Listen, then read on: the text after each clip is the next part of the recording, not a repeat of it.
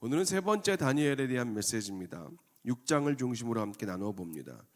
이 바벨론의 느부갓네살 왕, 그 왕이 다스리던 시절에 다니엘과 그의 세 친구들이 하나님의 도우심으로 그 지위가 급부상했습니다. 왕은 다니엘이 하나님을 인정하고 높였습니다.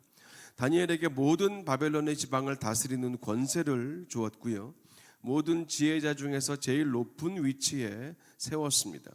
그리고 다니엘의 요청에 따라서 그 세 명의 친구들도 관리가 되었습니다. 여기까지는 탄탄대로입니다. 기적의 인생입니다.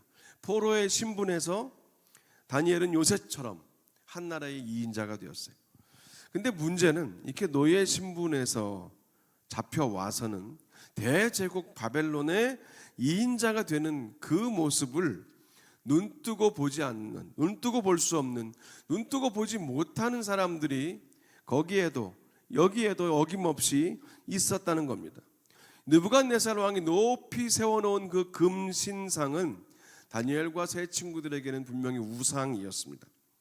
모든 바벨론 왕국의 악기 소리가 크게 울려 퍼지면 온 국민은 금신상에 절을 해야 했는데 그들은 절하지 않았죠. 그것을 가만히 지켜보던 그 바벨론의 기득권 세력들은 회심의 미소를 짓습니다. 기회가 찾아온 거죠. 그래서 그 세 명을 왕에게 고발했고 왕 앞으로 끌려갑니다. 왕은 그 다니엘의 얼굴을 봐서라도 그 세 명에게 한 번 더 기회를 주고 싶었지만 그들은 그것마저도 거절을 합니다. 결국 사드락과 메삭과 아벳느고는 용광로에 던져졌으나 하나님이 지켜주심으로 실오라기 하나 타지 않았고 탄 냄새 하나 없이 그대로 살아납니다. 이 일로 인해서 느부갓네살 왕은 더더욱 하나님을 높이게 되었고 그 세 명을 이전보다 더 높은 지위에 앉혔다라고 성경은 말하지요. 바벨론의 기득권 세력들, 그 관리들과 그 고관들이 기대했던 야심찬 자신들의 첫 번째 계획은 다 수포로 돌아갔습니다. 이제 그 뒤로 느부갓네살 왕이 왕 위에서 내려왔고 그 다음 벨사살 왕이 등극을 했다가 그 다음에 다리오 왕이 등극을 합니다. 다리오 왕은 전국을 다스리는 세 명의 총리를 세웠는데 당연히 그 중에 한 명은 다니엘이었습니다. 얼마 뒤에는 워낙에 이렇게 뛰어난 다니엘이기 때문에 다니엘을 원톱으로 세워서 나라를 다스리게 해야겠다는 그런 생각까지 하게 됩니다. 이제 문제는 그 바벨론의 기득권 세력들입니다. 그들에게 지금 이 상황은 이건 그냥 지나갈 수 없는 굉장히 심각한 상황입니다. 도저히 인정할 수 없는 상황이었어요. 그래서 다니엘이 좀 무언가 큰 실수를 하기를 계속 기다리며 지켜보고 다니엘의 모든 그 생활을 루틴을 다 확인해 보았지만 하나님의 사람 다니엘은 그들에게 흠잡히고 책잡힐 만한 그런 일을 하지 않았습니다. 그렇게 바벨론의 이 기득권 세력들과 다른 두 총리들과 관리들은 고발할 수 있는 근거나 허물을 발견하지 못하게 되었고 결국 다니엘이 원톱이 되기 전에 함정을 파기로 결정을 하죠. 다리오 왕에게 새로운 법을 만들 것을 요청합니다. 당시로 보면 그 법은 그렇게 대단하게 어려운 법은 아니었습니다. 딱 앞으로 30일만 왕 외에 다른 어떤 신이나 사람에게 기도하면 사자굴에 던져 넣는다는 그런 임시 법령이었습니다. 당연히 왕은 대수롭지 않게 그 조서에 도장까지 찍어서 앞으로 30일 동안은 그 어느 누구도 왕 이외의 신이나 사람에게 절을 하지 못하도록 했고 왕 자신을 포함해서 이 법을 바꾸지 못하도록 만들었습니다. 봉인을 했습니다. 이제 왕의 도장과 봉인까지 받은 두 명의 총리들과 이 고관 대작들은 회심의 미소를 띠면서 왕궁을 나왔을 겁니다. 자기들이 볼 때 이제 다니엘은 분명히 30일 안에 이 법을 어길 것이 너무나 확실했기 때문입니다. 이걸 반대로 하면은요, 그 정도로 그들이 보기에도 다니엘의 믿음과 그 신앙의 루틴이 확실하고 분명했다는 그런 말이 되겠죠. 그렇게 곧바로 전국에 방이 붙었고 왕의 명령은 하달됩니다. 당연히 다니엘도 그 내용을 알았다라고 성경은 말합니다. 성경은 다니엘이 지금 자기도 모르는 사이에 벌어진 이 기가 막히고 코가 막히는 이 어이없는 사건에 대해서 어떤 감정이 들었는가, 또 어떤 생각을 했는가는 전혀 말하고 있지 않아요. 그저 6장 10절을 시작하면서 다니엘이 이 조서에 왕의 도장이 찍힌 것을 알고도 라고만 성경은 말합니다. 저는 이 명령을 알고 듣고 그렇게 알게 된 다니엘이 청년 시절의 기억을 떠올리지 않았을까, 그런 생각을 해보았습니다. 그 전 왕이었던 느부갓네살 왕이 만든 금신상에 절을 하지 않아서 풀무불에 던져졌던 자기의 그 세 친구들의 상황과 지금 자신의 상황이 이게 맞아떨어졌기 때문입니다. 그와 동시에 분명히 다니엘은 기억했을 거예요. 그때 하나님이 어떻게 친구들을 살리셨고 어떻게 그 위기를 하나님이 기회로 만드셨는가, 그래서 지금 이 자리까지 오게 하셨는가 확실하게 기억했을 것입니다. 여기서 우리가 한번 정리하고 갈 것은요, 하나님을 섬기고 예수 그리스도를 따르는 우리의 이 믿음의 여정, 신앙 생활에는 이 믿음의 영역과 함께 체험의 영역도 반드시 필요하다는 겁니다. 우리의 믿음은 체험을 통해서 더 든든히 세워져 갑니다. 우리가 하나님을 섬기고 예수님을 따르는 믿음의 길을 갈 때 다양한 체험을 통해서 더욱더 확실해진 그런 믿음의 증거들을 가지고 있어야 합니다. 물론 가급적이면 우리는 최대한 긍정적인 믿음의 증거들을 갖기 원하지만 때로는 아프고 힘들고 쓰린 그 시간들도 우리의 믿음을 세워주고 받쳐주는 힘과 기둥이 되기도 합니다. 이 오늘 다니엘은 이유 없이 미워하고 질투하고 덫을 놓은 그 동료 총리들과 고관 대작들의 뻔한 수법과 수작을 다 알고서도 머뭇거리지 않고 주저하지 않고 자기의 집으로 갔다라고 성경은 말해요. 기도하러 갔습니다. 아마 이때 다니엘이 집에 갔던 시간은 한낮일 것입니다. 성경은 다니엘이 하루에 3번씩 습관적으로 기도했다고 하는데 당시에는 주로 아침과 점심과 저녁에 기도를 했기 때문입니다. 아침 기도는 왕궁에 출근하기 전이었을 것이고 저녁 기도는 퇴근한 후였을 거니까 이 낮 기도를 하려면, 낮 기도를 집에서 하려면 그 일과 중에 잠시 왕궁을 나와서 집에 갔을 것이고, 당연히 왕궁 사람들, 다니엘 주변 사람들은 모두가 그 다니엘의 기도 습관을 다 알고 있었을 거라는 거지요. 바로 그 점을 대적들이 노리고 덫을 놓은 겁니다. 그날도 다니엘은 낮 기도를 하러 집으로 갔습니다. 대적들도 분명히 미행을 했겠지요. 그래서 기도하는 현장을 확실하게 목격하고 현장범을 잡을 수 있었던 겁니다. 다니엘은 늘 하던 대로 낮 기도를 하러 집에 갔습니다. 늘 하던 대로 집에서 가장 높은 다락방 위에 올라갑니다. 늘 하던 대로 예루살렘 성전 쪽으로 난 창문을 엽니다. 그리고 늘 하던 대로 무릎을 꿇고 하나님께 기도를 드립니다. 근데 그가 드린 기도는 성경이 감사의 기도라고 말해요. 우리가 이 부분도 좀 생각해 봐야 되는 겁니다. 지금 다니엘이 조서를 알고도 집에 와서 창문을 열고 기도할 때는 사실은 감사의 기도가 아니라 간구의 기도를 드려야 되죠. 하나님께 살려달라는 기도를 당연히 드렸어야 했는데 성경은 그때 다니엘이 드린 기도를 정확히 감사의 기도라고 말한다는 겁니다. 우리가 이런 작은 부분들을 봐도 확실히 우리가 드리는 이 감사는요, 조건은 아니다, 조건에 대한 그 감사만은 아니라는 것을 분명히 알 수 있습니다. 하나님이 행하실 것을 믿는 믿음으로 드리는 그 감사의 기도를 다니엘이 드렸던 것이겠죠. 오늘 이렇게 다니엘이 왕이 내린 30일짜리 임시조서에 도장이 찍힌 것을 알고도 전에 하던 대로 이런 행동을 했다는 사실에는 분명한 의미가 있습니다. 조서에 왕이 도장이 찍힌 것을 알고도 늘 하던 대로 다니엘이 기도했다는 의미는요, 한마디로 하면 뒤로 한 것이에요. 뒤로함이라는 표현이 있습니다. 뒤로함. 이 뒤로함은 3가지가 있어요. 다니엘은 먼저 왕의 신뢰를 뒤로 했어요. 즉 자신의 뒤로 넘겼다는 거죠. 왕의 신뢰를 뒤로 했습니다. 당시 정치적으로 볼 때 다니엘은 바벨론의 3명의 총리 중에 한 명이 아니라 거의 원탑으로 세워지기 일보 직전이었습니다. 왕의 마음은 거의 다 결정이 되었는데 그 왕의 신뢰를 뒤로 하면서까지 늘 하던 대로 하나님께 기도했습니다. 지금까지 자기를 인정해주고 믿어주고 세워준 왕을 어쨌거나 표면적으로는 배신하는 것이었고 왕이 준 신뢰를 뒤로 하는 일이었습니다. 하지만 왕의 신뢰를 뒤로 하고 다니엘은 하나님 앞에 나아갔습니다. 두 번째, 다니엘은 죽음을 뒤로 했습니다.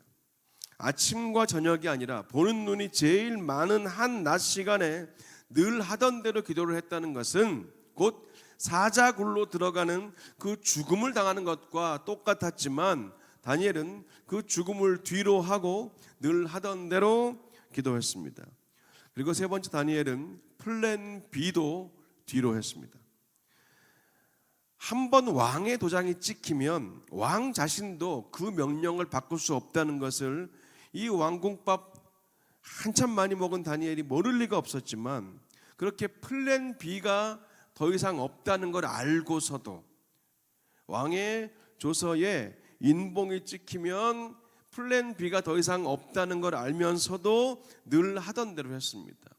혹시 모를 왕의 선처나 사면 같은 그런 플랜 B를 기대한 적이 없습니다. 이렇게 본문에 나오는 다니엘이 늘 하던 대로 했던 일들은요, 또 동일함이라는 공통 분모로 다시 한번 정리가 됩니다. 동일한 장소로 갔어요. 자기 집 윗방입니다. 동일한 시간이에요. 하루에 3번 정해진 시간에. 그리고 동일한 세팅입니다. 예루살렘으로 난 창문을 열고 기도합니다. 그리고 동일한 방법입니다.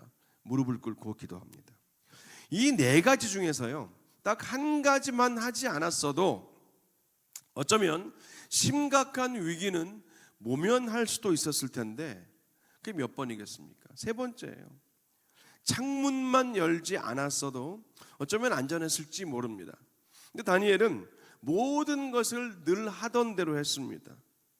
그냥 딱 30일 동안만 그 루틴 중에 창문을 여는 것만 하지 않았어도 사실은 다니엘은 목숨을 부지할 수 있는 얼마든지 그런 상황이었는데 다니엘에게는 어떤 타협의 의지나 어떤 그런 생각이 전혀 없었다는 거지요.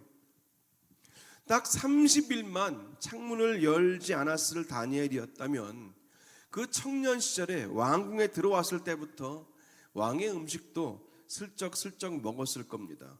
왕이 주는 포도주도 그 제사 음식 남은 것들도 편하게 먹었을 거예요. 먹고 마셨을 거예요.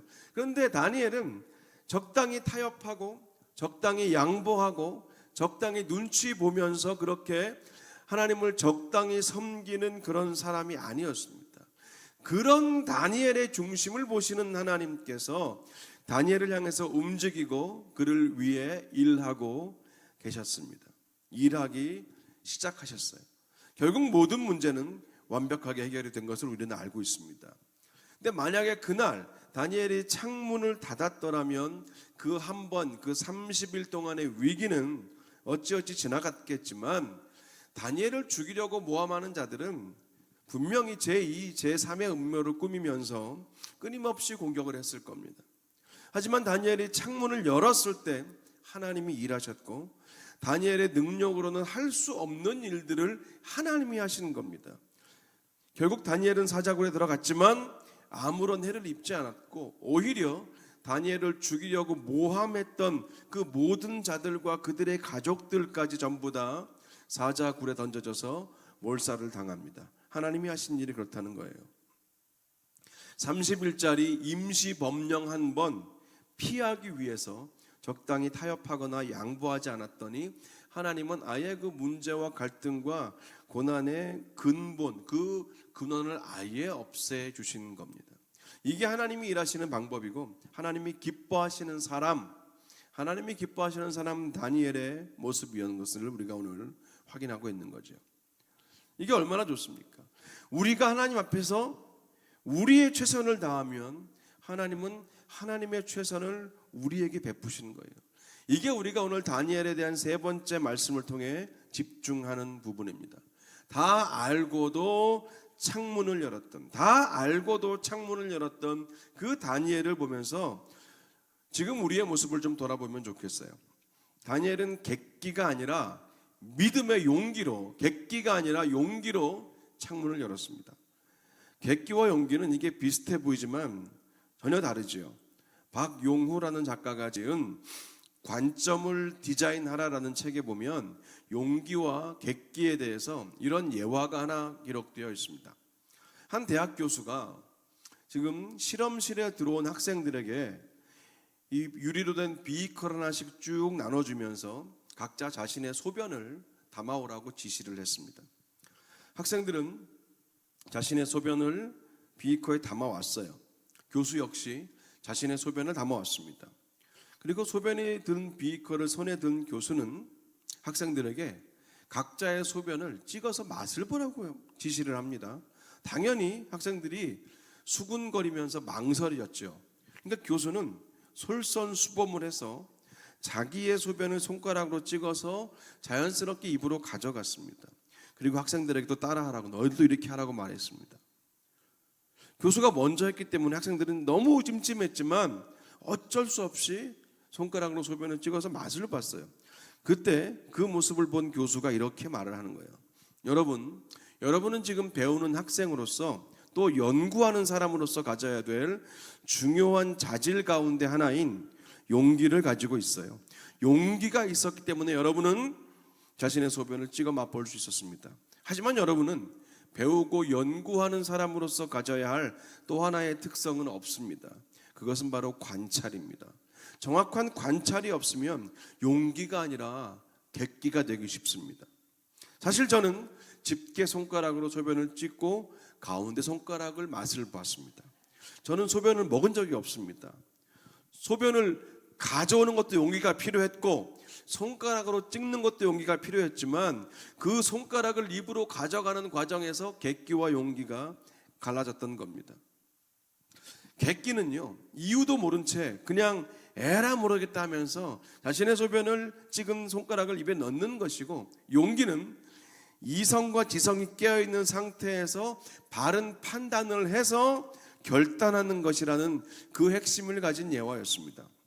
저는 이 객기와 용기를 이렇게 한번 신앙식으로, 우리의 신앙의 관점으로 다시 한번 정리를 해보았어요. 객기는요, 내일이 없이 사는 그런 무모한 행동이지만 분명히 용기는 내일을 맡길 때 나올 수 있는 그런 행동입니다. 하나님께 내일을 맡길 때 우리는 용기가 생기는 거예요. 객기는 사소한 일에 목숨을 걸지만 용기는 하나님이 기뻐하시는 가치 있는 일에 목숨을 겁니다. 객기는 고층 빌딩 정상에서 셀카를 찍지만 용기는 그 고층 빌딩 정상에서 사람을 구합니다. 객기는 이성과 지성이 마비된 용감함일지 몰라도 용기는 하나님이 주신 이성과 지성을 사용해서 사는 그런 용감함이지요. 전 오늘 다니엘이요, 무너진 예루살렘 성전이 있던 그 방향으로 난 다락방의 창문을 열었다는 그 장면에 계속 우리가 지금 집중하고 있는데, 그것은 정확히 용기라는 겁니다. 객기나 오기가 아니라는 거예요.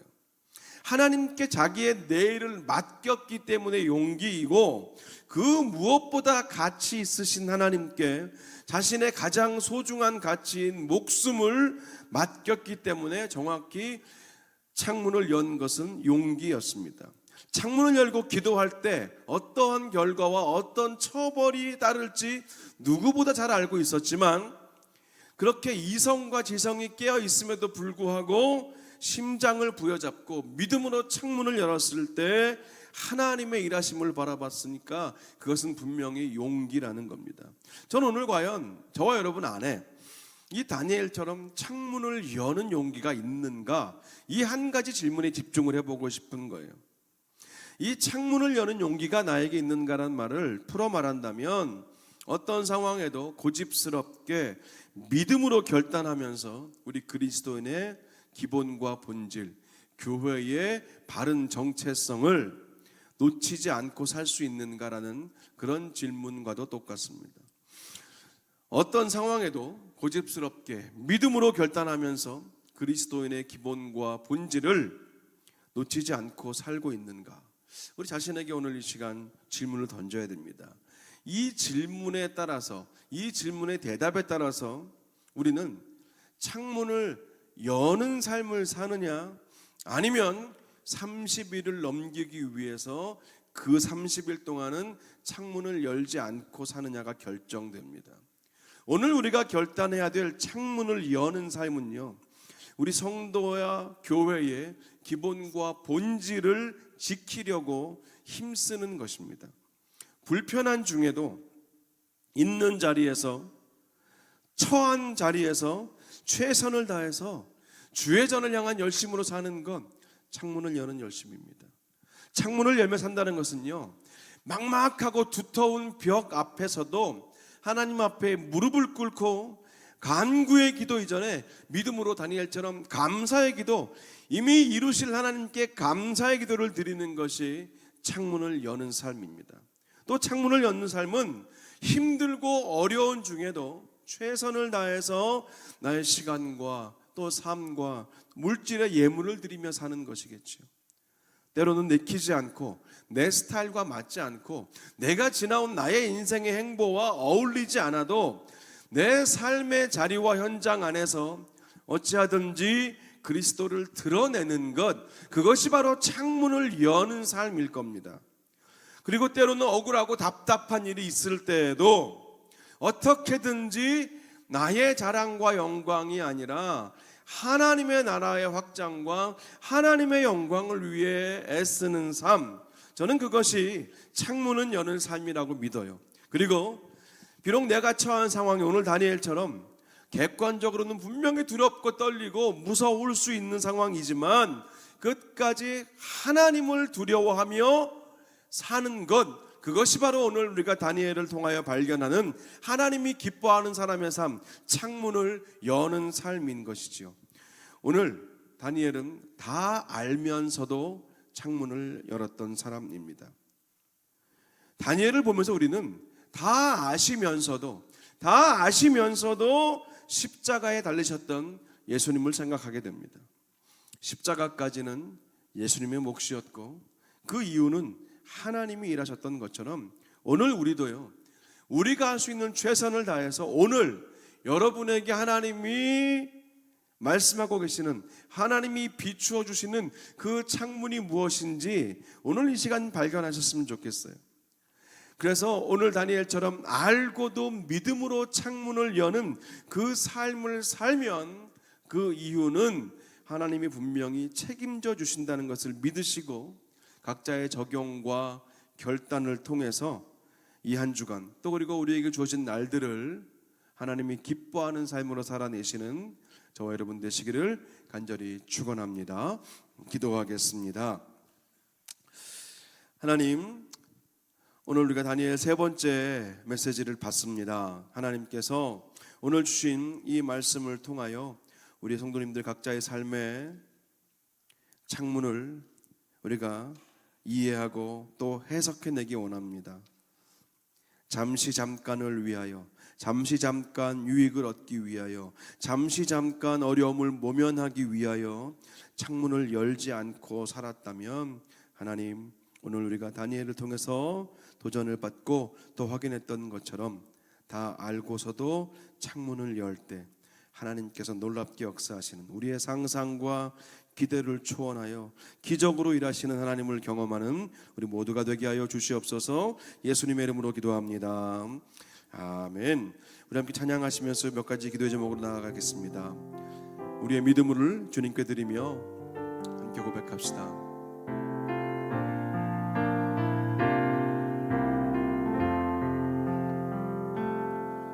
내게 허락하신 시련을 통해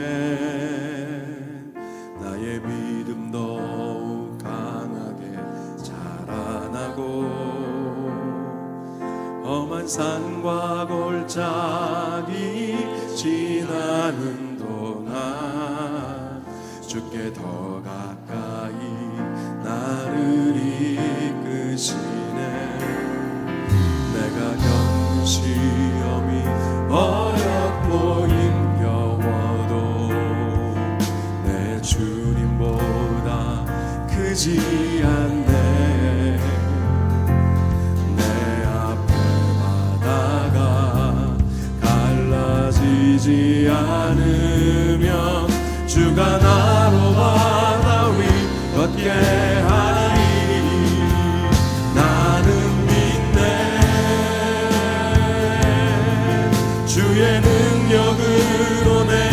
삶 새롭게 되리 나는 믿네.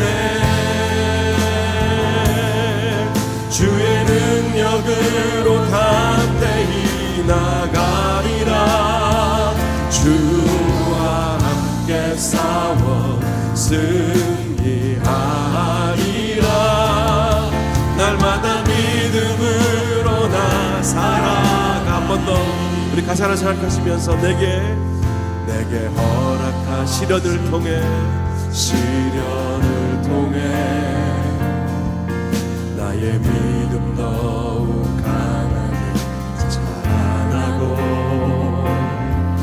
험한 산과 골짜기 지나는 동안 주께 더 가까이 나르리. 내가 겪는 시험이 어렵고 힘겨워도 내 주님보다 크지 않네. 내 앞에 바다가 갈라지지 않으며 주가 나로 바다 위 걷게 하니 나는 믿네.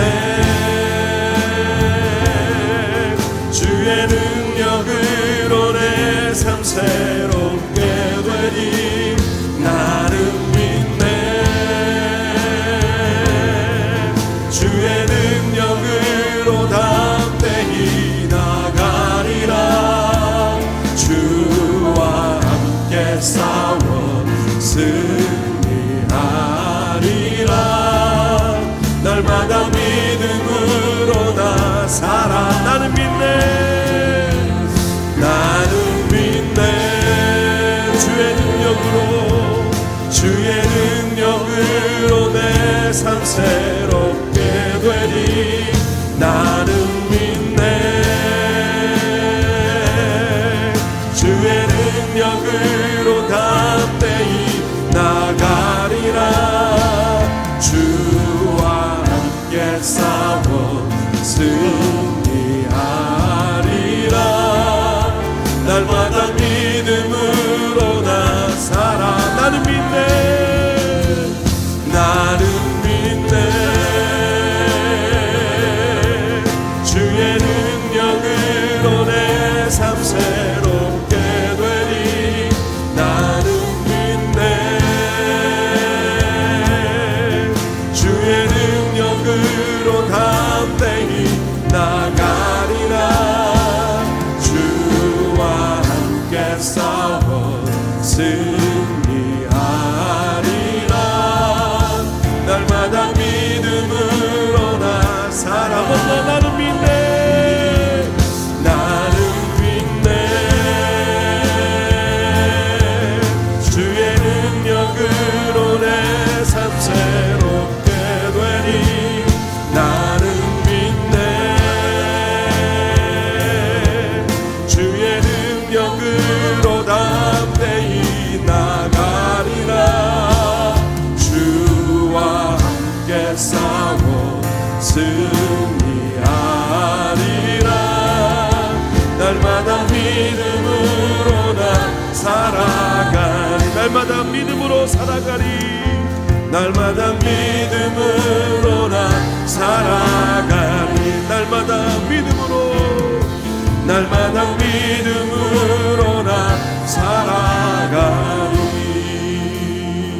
우리 먼저 주신 말씀 붙들고 기도합니다.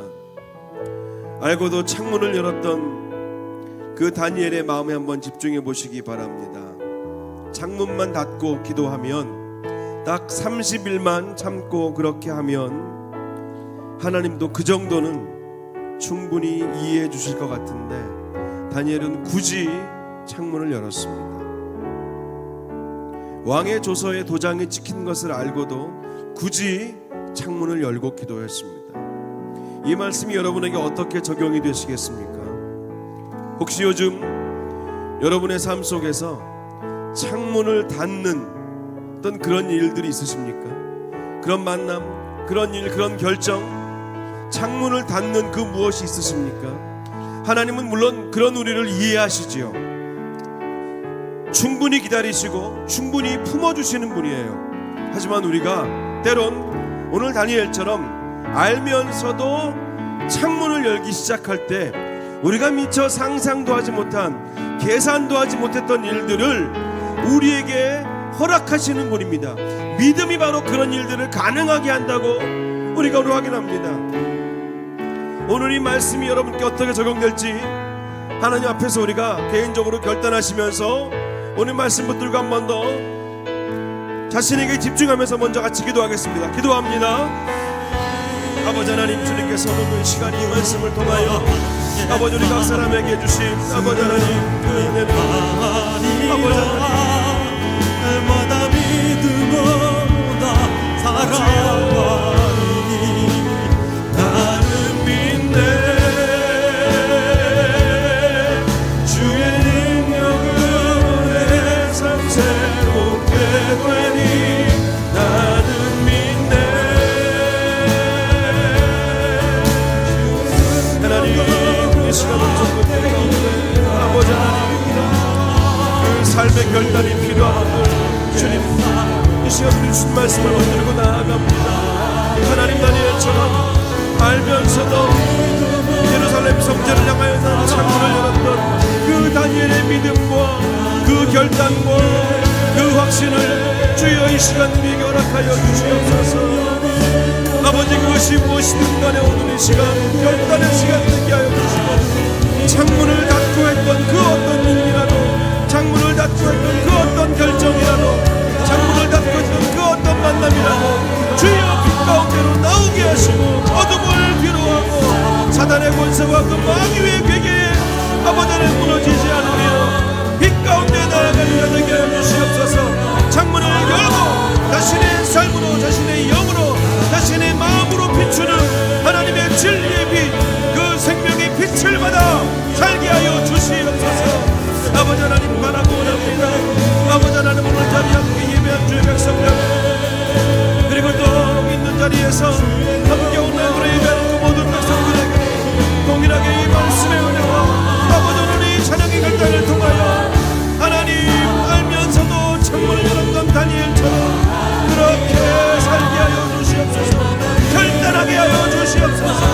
하나님의 놀라운 일들을 체험하며 경험하며 살게 하여 주시옵소서.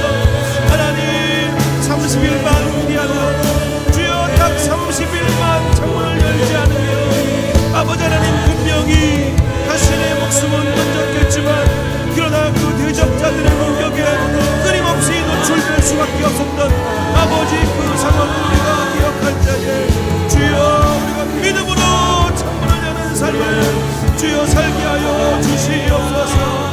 아버지 하나님, 그것이 무엇입니까? 하나님 오늘 이 자리에 이 밤에 주의 예배의 자리에 나와 오늘 주신 말씀과 주님을 향한 이 고백으로 올려드리는 사람 한 사람 주여 하나님의 역사심을 깨달게 하시고 온전히 결단하는 은혜가 있게 하여 주시옵소서. 아버지 하나님 주저하지 말게 하시고 담대하게 창문을 열게 하여 주시옵소서. 주여 머뭇거리지 않게 하여 주시옵소서.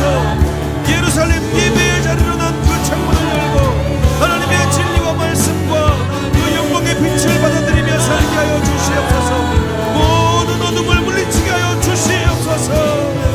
아버지 하나님 영광의 주님을 온전히 바라보게 하여 주시옵소서. 내 삶 새롭게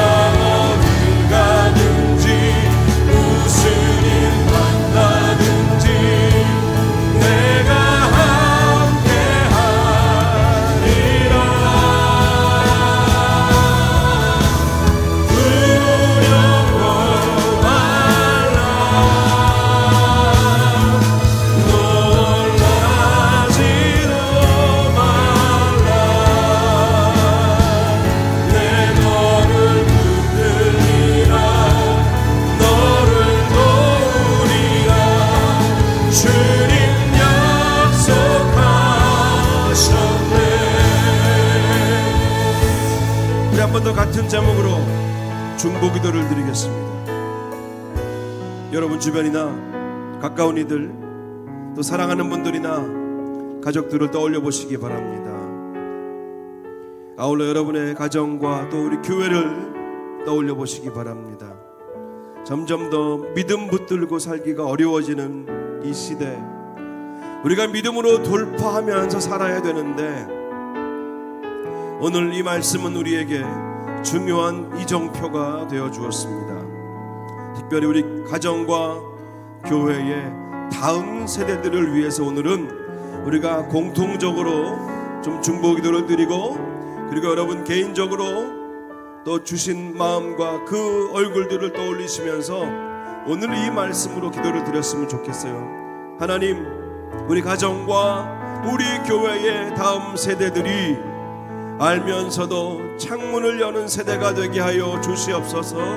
하나님, 그리고 지금 내 마음에 떠오르는 그 영혼, 그 얼굴, 그 사랑하는 이 늘 나의 마음에 기도할 때마다 떠오르는 그 영혼이 알면서도 다니엘처럼 창문을 여는 그 믿음의 삶을 살 때에 상상하지 못하고 기대하지도 못했던 그런 놀라운 하나님의 역사를 경험하며 체험하며 살게 하여 주시옵소서. 우리 함께 주님의 이름 한번 3번 크게 부르고 같이 중보 기도하시겠습니다. 주여, 주여, 주여.